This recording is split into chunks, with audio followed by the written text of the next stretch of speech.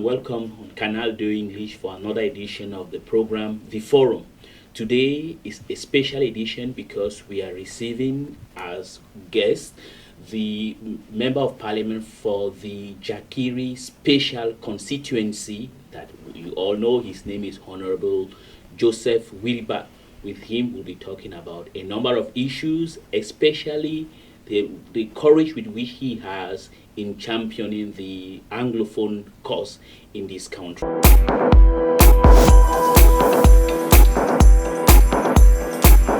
Mr. Wirba, it is a great pleasure to have you here as the guest, and thank you for having received us or to have received us here in Yaounde out of a very busy schedule.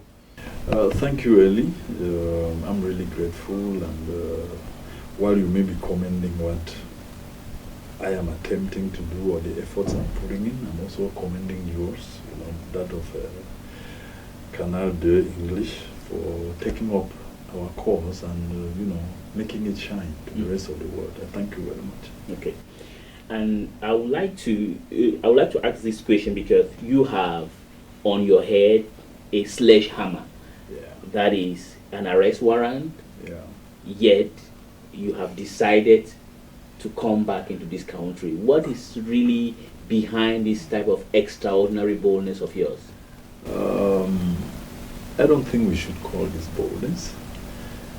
It's a kind of effort that are put in by people who believe in their nation, people who want to see their countries better, people who wish and who want to work to see that we do not leave behind what our children cannot be proud of.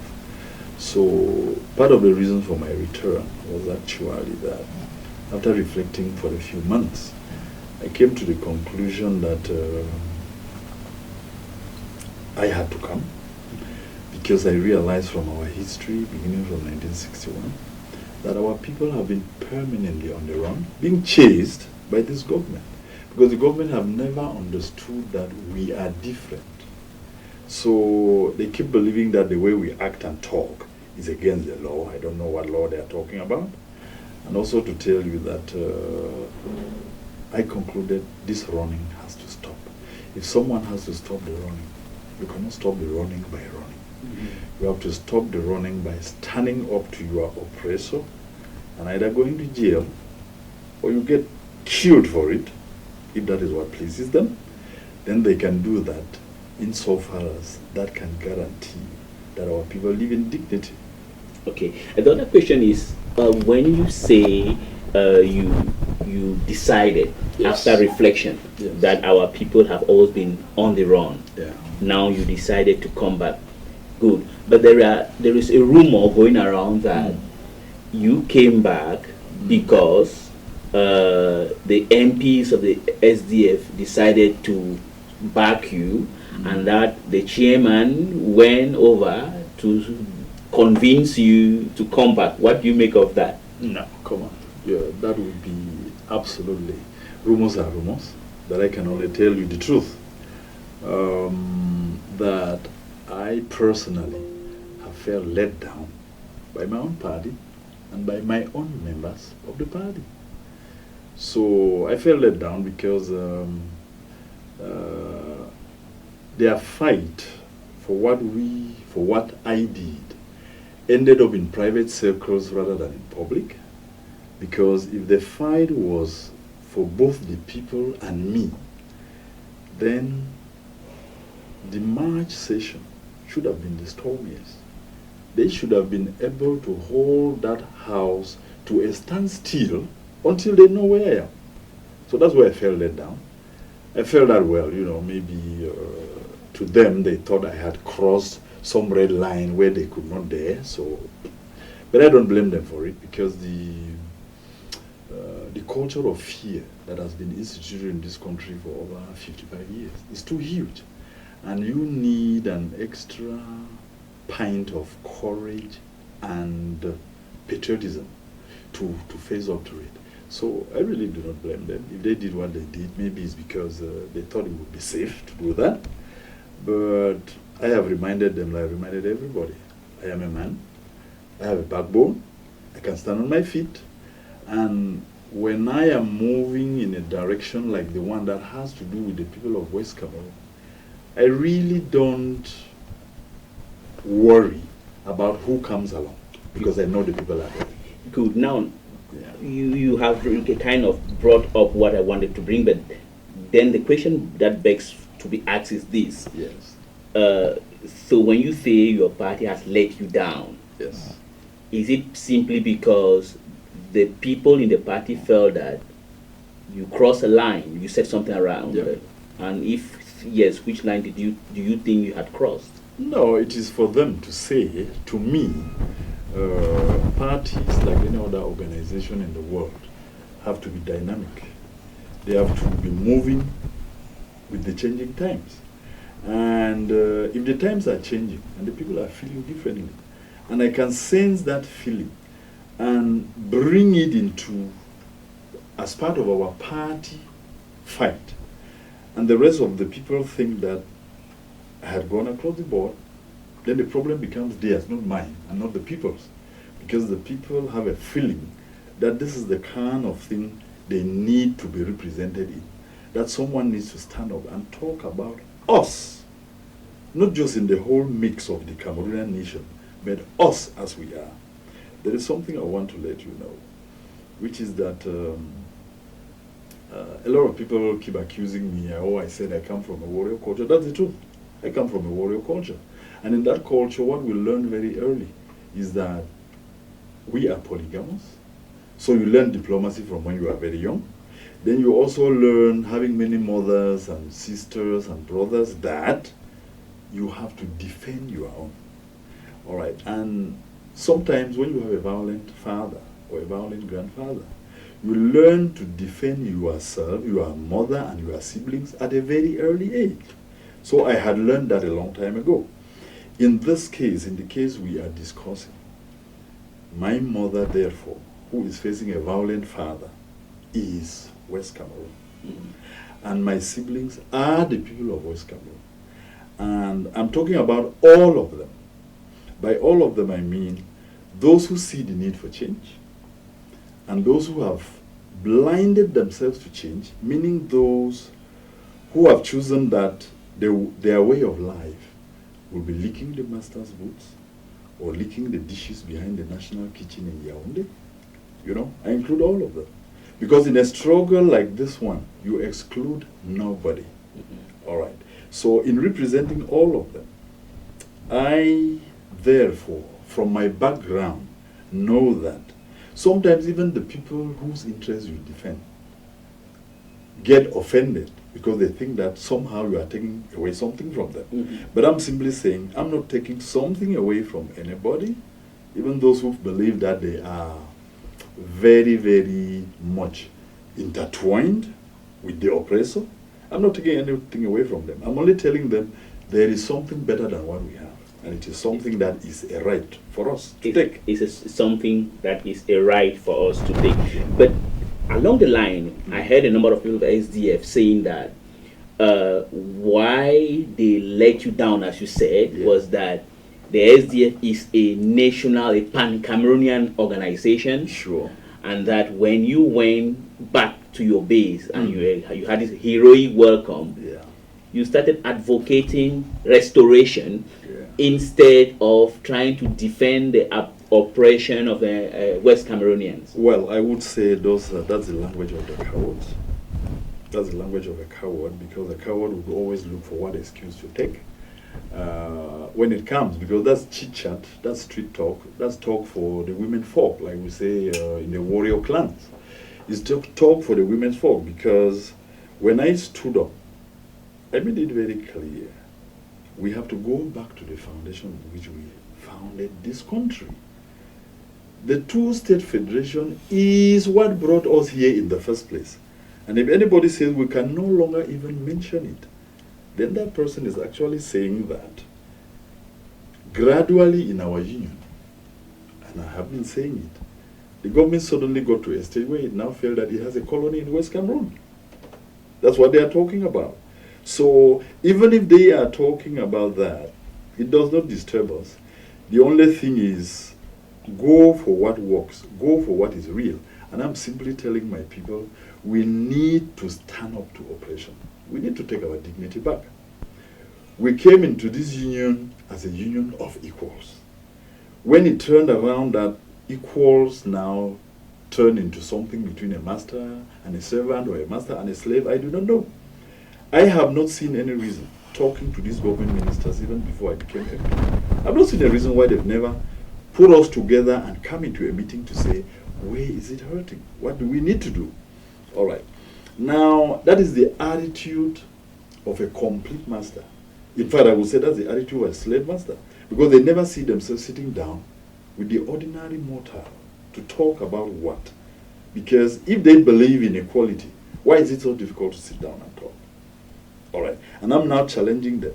If you think that sitting down and talking to us from West Cameroon, we are so lowly that you cannot talk to us, okay, let's choose a moderator who might perhaps be, I don't know, the AU, the UN, or whatever.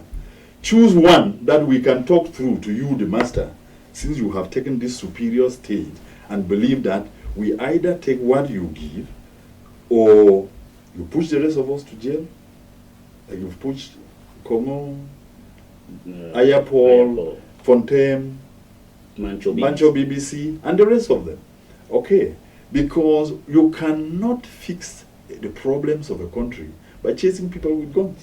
More so, chasing an MP, the constitution that the president swore to defend protects me and him.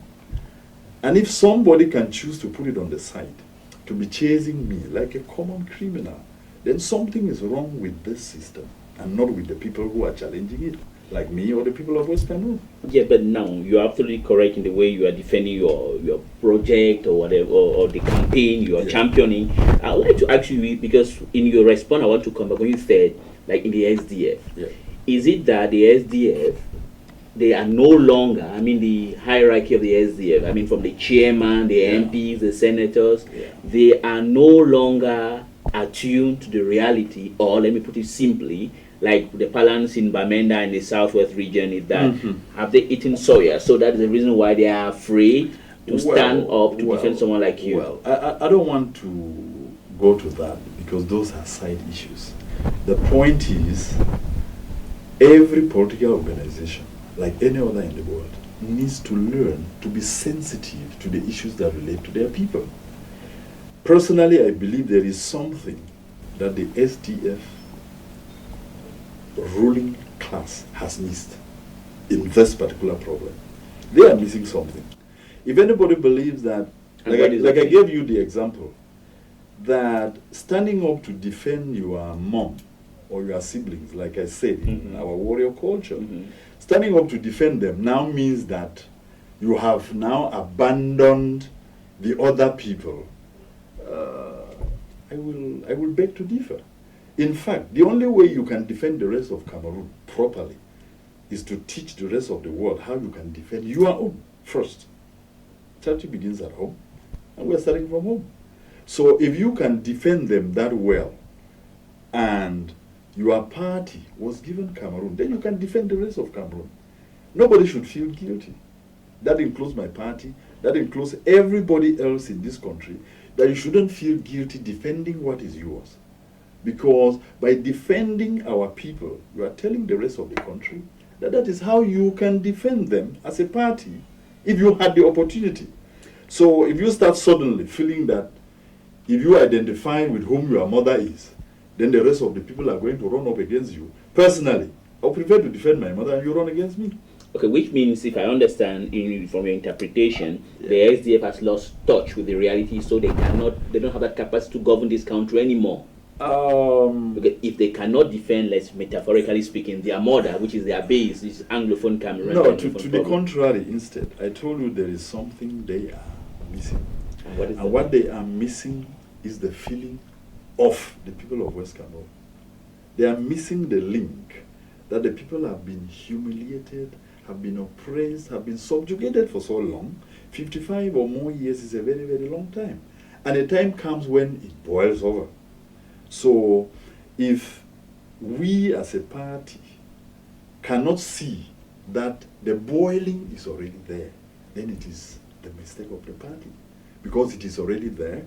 And if one person chooses to be saying that it is painful, it is hurting, and that the people are almost reaching a point of rebellion, that is why somebody like me would have gone to ministers 12, 13 years ago, telling them that, be very careful. This chase and run, this thing of arresting people and knocking them down, breaking their bones, it does not help the nation. Get over there and let's talk. Get over there and listen. And nobody listened to me. That's why we have come to this. Mm-hmm. So, as in reference to the capacity of the SDF to rule the country, the capacity is intact because the party depends on the people.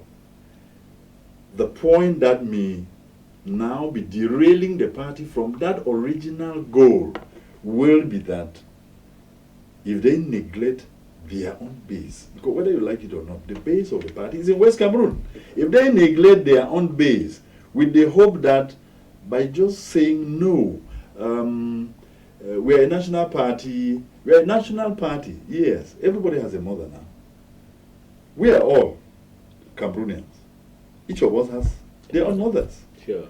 If you cannot defend your mother or your own backyard, I would want to think that you will be presenting a poor case to the rest of the world and the rest of the nation that you can defend them.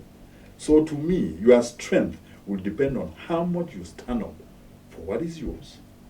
And then the other people can actually see that if this person fights this hard, if this party goes to this length to protect its people, then we have a right to follow that party because it will protect us.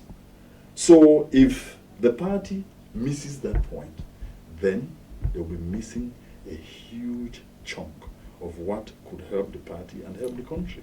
And following your analogy, it simply means that the SDF will not be able to govern this country because they are missing the point. They don't want to take care of their mother. To the contrary, can they learn? Times change all the time. You have the lens. Remember, from when it is for you now to ask them. It is not for me. Yeah, I'm not a teacher. I'm not teaching them what to do. All I'm saying is a big organization like the SDF has to be very sensitive. We have to have the filaments. Okay? Now, when we keep talking of party, it gets to a point when it starts looking like the blame I personally have been putting on the on the CPDM is because they have made the party bigger than the country. They have made the party bigger than the people. They have made the party bigger than all of us. So, and the SDF should learn that the people are more important. Parties exist because of people. And if the people begin to feel a certain pinch and are drifting in a certain direction, and you don't go in there quickly to take the temperature and get their feel to move on, then you easily can miss the boat. The SDF has every opportunity to take over this country. It is how they manage the whole scenario. It's how they manage it. It is how they evolve. It is how they dynamize and be dynamic enough to bring changes in policy, bring changes in various departments that can carry the day. The story we were telling in 1990, we can no longer be repeating them. It's a whole generation gone. We are 27 years down the line, so the dynamics have changed, the world has changed, so the party must also be adapting to the new situations in order to rise above it. If they don't, like any other organization that opposes change, it ends up by killing itself. By killing itself. Now let me ask you on a personal basis. Yeah. What is your relationship today with the chairman of the SDF? I've been asked this question over and over. Yes, I would like you to tell me. I have repeated the same answer. My relationship with the chairman as an original member with whom he started the party is cordial. Except I've been away for quite a while. Except there's something you know that I don't know. No, I'm not trying to ask that. Yes, you know. Yes. So it's cordial, and maybe from your end you know something else that I do not know, then you tell me. Because I can only speak for myself. Let me put it the other way around. Yeah. He has been around for almost 27 years as chairman of the party, the only star on the block. And all of a sudden, you're coming out from the blue. Yeah. don't you think that it would spark a kind of a biblical story between Saul and David? When people start praising you, Yeah. don't you think that is Fundi will look at him, will look at you as a potential threat? I would be a little surprised if that were to be the case, because if a father thinks that his own son is a threat to him, then I have to worry, because I am not a threat to anybody. I may be a threat to the Cameroonian government because it has pulled a bag of wool over our eyes for over half a century. So I may be a threat. I don't think that I'm a threat to anybody. Maybe for those who have these voting ambitions of wanting to be this or that, I am not interested. I'm not interested in running party politics and claiming that I want to take this and run from him or whatever. But at the end of the day, it is for us and for the chairman and for the party to be judging. Whatever happens, change eventually comes in any organization. And the people who run the organization have to be looking at the current dynamics and realizing, okay, what do we do now that so much has changed going forward? All right.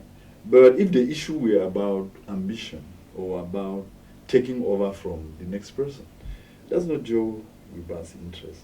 My major focus is our people from West Cameroon have suffered enough. Yes, now let's talk about this problem of people of West Cameroon. Yes. You seem to be the only Anglophone MP from West Cameroon, Yeah. CPDM or SDF. Yeah. Who is this? Who is that vocal? Why is it that some of your peers in parliament, even of the CPDM, the only person I saw who spoke was not even from West Cameroon, was Martin Oyono. But how, from the south, how come that all Anglophones, all from the West Cameroon region, are not that vocal as you are? That would now be a question for them now, Elie, not me. How would I know why they are silent? I wouldn't. The only thing I've kept telling you is that I can talk for myself. But the one thing you must remember, and which Cameroonians must remember, the institution of the culture of fear for half a century, it weighs down a lot of people. And not many of us really can crack that line with courage to be able to say it as it is. And someone needs to break the ice. Someone needs to open the door. Someone needs to talk up for the people. And then maybe the rest of the people will realize that, they need to do something other than what they are doing in order to, represent their people properly. Now, let me ask this another question, a personal question. Because I've been wondering personally why you left and you came back. It's the matter of courage. Yeah. Don't you think that this government is so willy that they're just waiting, perhaps when your term as an MP expires, then they'll decide to arrest you? What is going to happen then? Oh, as I told you, I have said this to the press just on my arrival. I concluded the running has to stop. So, if they are waiting to take me to jail, I'm waiting to go to jail. If they are waiting to take me to an early grave for speaking up for my people, I'm ready for that. Because until we have people who are ready to go beyond the petty things of earning a salary, having a certain privilege, having a certain appointment, until we go beyond that, if the South Africans did not go beyond that level, apartheid would still be running South Africa. You know that. People have to reach a point where they break it and say, it has got to stop. And I cannot be stopping it by advising someone else to do it. I have to do it myself. You have to take the lead. Yes. Now, let me ask you, are you, with the type of atmosphere within your party, perhaps when you are in water, you don't know what is going on, but we see without. Are you still comfortable within the SDF? When you feel let down by your own team, of course, you cannot be comfortable. I'm a player. And if the team is working and all of a sudden you did a certain thing, which is supposed to be scoring a goal for a final of a certain political game. And rather than back you up openly, because it's not a private issue, and they do that, you feel certain levels of discomfort. If I were to tell you the contrary, then I would be lying, because I cannot enjoy the comfort I enjoyed before, because I'm asking myself a lot of questions. Which means that you are planning at a certain point in time to quit the party. If to quit, where are you going to go to? Well, if you believe that if any form of discomfort within your house means you leave the house, then you are missing the point in those terms. I'm a very, very strong person. I'm not boasting. That's what God has endowed me with. I can stand up to a lot. I can stand up to being chased. I can stand up to the fact that somebody wants to get me into jail. I can stand up to all of those things. I can stand up to the differences in the SDF. As far as I'm concerned, the SDF is my party. And until they reach such a point that they have no need for me. Well, on the Wirba, we are coming to the concluding phase of this our interview. It's like an examination. We have looked at everything. Now, what do you think is the way forward? Because it's a kind of like a one-man fight where you are representing, as you said, metaphorically, you're defending your mother, who is West Cameroon. Yeah. Where do we go from here? Don't call it a one-man fight. You have seen the resistance from all of West Cameroon. It's closing in on 8 months. The people have stood up and they are denying oppression. As a conclusive statement, what I would say is that I've been appealing to everybody involved that it is now time to put reason above emotion. Reacting emotionally will no longer help anybody. And the best way to go about it is to take certain steps that prepares the way for us to arrive at a discussion table.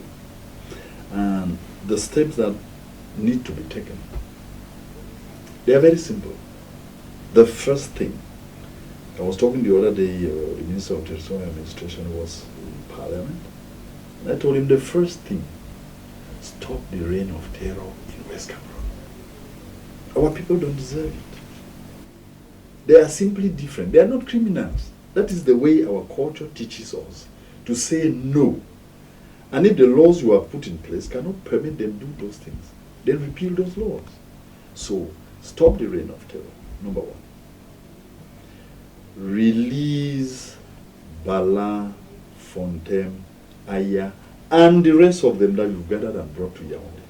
Because by even taking them outside their own provinces of origin, you are actually saying that there's another part of Cameroon which is superior to another, and that hurts. Release them. Number two. Thirdly, stop humiliating our church leaders.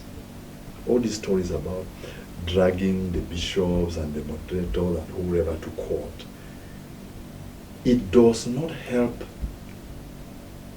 our country. It does not help. It does not facilitate the process to dialogue. When you now bring all these things to an end, it can comfort the people to start saying, okay, let us begin the process to discuss.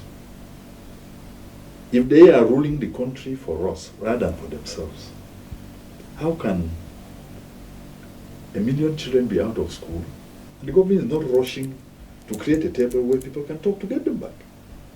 You don't do that. Traders have closed their shops for 6-7 months and it means nothing to you. You just think they are joking.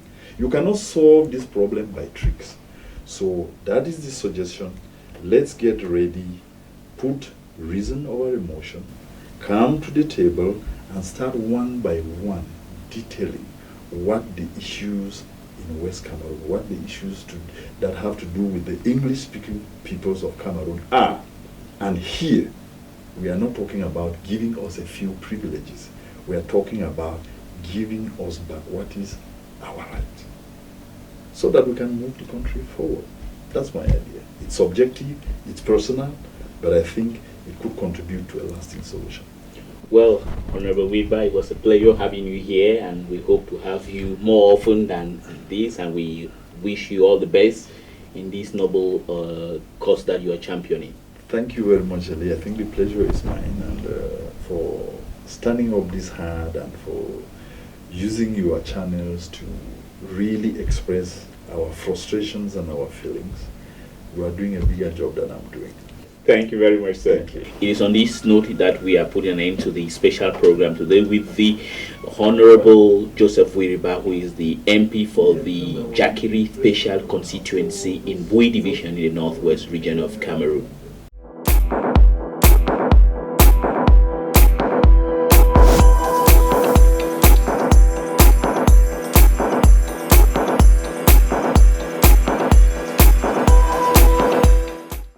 Hello and welcome on Canal doing English for another edition of the program, The Forum. Today is a special edition because we are receiving as guest the Member of Parliament for the Jakiri Special Constituency that you all know. His name is Honorable Joseph Wirba. With him, we'll be talking about a number of issues, especially the courage with which he has in championing the Anglophone cause in this country.